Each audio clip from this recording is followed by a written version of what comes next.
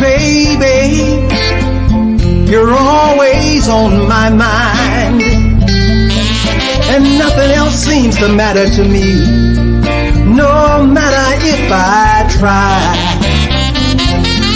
There's nowhere else I'd rather be than under the power of your love. Is it a common belief, in your opinion, that our music are sometimes portrayed or either believed to be the music of the devil, the devil's music, or it's been called all kinds of shameful and disgusting names for anything other than gospel or spiritual music, and even some of the spiritual music that's been thrown around at it too? What's your take on this?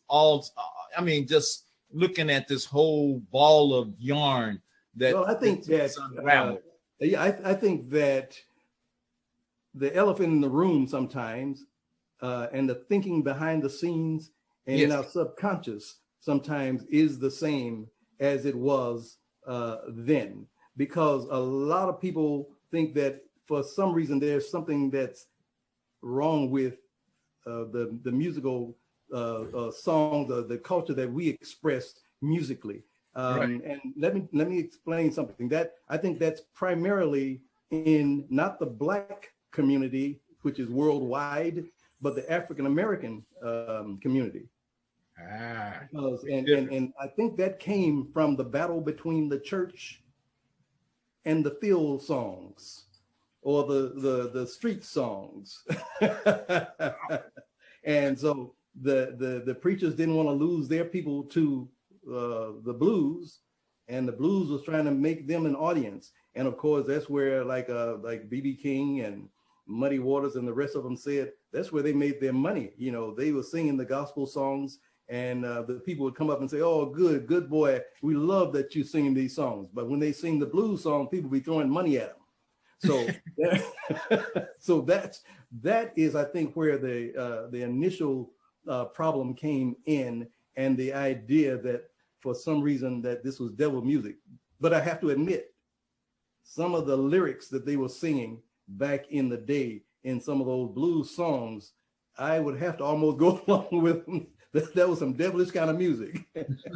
Well, let's say at least they were scandalous to a certain degree. But I, based on what I've heard in the last 30 years, well, if you look at, and we're not really putting down any particular group, I'm just saying the lyrics on some of the more younger generations lyrics are a little bit, shall we say, devilish than some of the stuff I heard coming out of Muddy Waters' mouth in the 40s. He's talking about smoking reefer and cocaine and taking cocaine, and these guys are talking about beheading people and stuff. So I don't know, man. It's crazy. But hey, you know what? One other thing, I guess in relationship with that last thing you were just answering, what about, that whole thing about like, they used to tell people like Sam Cooke or Donny Hathaway or some of the other child actors, you don't want to go into that kind of that secular music because it's the devil's music and blah, blah, blah, blah, blah. Is that still being told to the young kids today? Well, I won't say in that same way. Right. I would think they tell them to be careful because of the gangsters in the music still, like it was then. And also the new devil is the Illuminati, as it used to be, say, 2-3 years ago. They don't use that term now so much, but they use those to kind of warn the young people to watch what they're doing in this business, because in actuality that does exist. I just had other names for the Illuminati, but I'll just leave it at that. I can't just give it that. Big business folks, corporations that want to control what the music is about. And, right, exactly. Sometimes they have the power to do it. Well, I don't want to. I would be remiss if I didn't inform our great fans of Vel Omarr and our new fans of Vel Omarr about how they can obtain a copy of Val's latest single release, which is climbing up the charts, something really fierce, I'm told, Val. And have you heard any new words on anything along those lines, or is just still it's still climbing the charts with a bullet? Hey, I would say with a bullet in some cases, because I'm doing a lot of promotion that I had not done before. It's also becoming very popular over in Europe, in the UK, and so that's a good thing as well. Very good thing. I'm glad to see it's going up in more places than it used to, because that means that I think I finally got a grip on what I need to do, and I'm working with some people who are professionals at the promotion idea and how to get your work out there in front of a lot of people.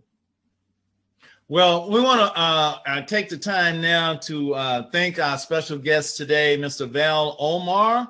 Mr. Vel Omarr, for those out there who don't know, you can go to Mr. Omarr's very own website page at Vel Omarr, OMARR.com,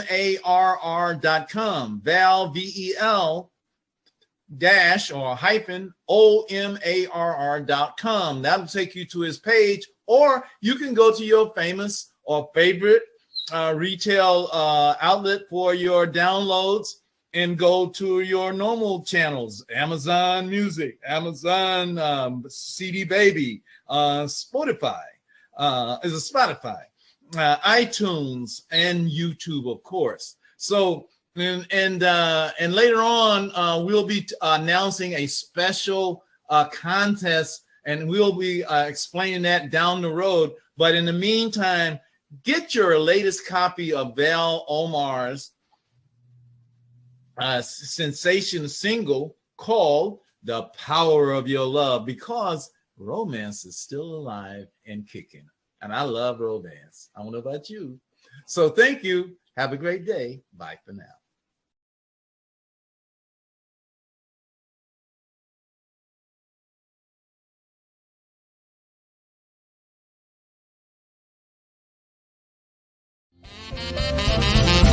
Baby, you're always on my mind, and nothing else seems to matter to me, no matter if I try. There's nowhere else I'd rather be than under the power of your love.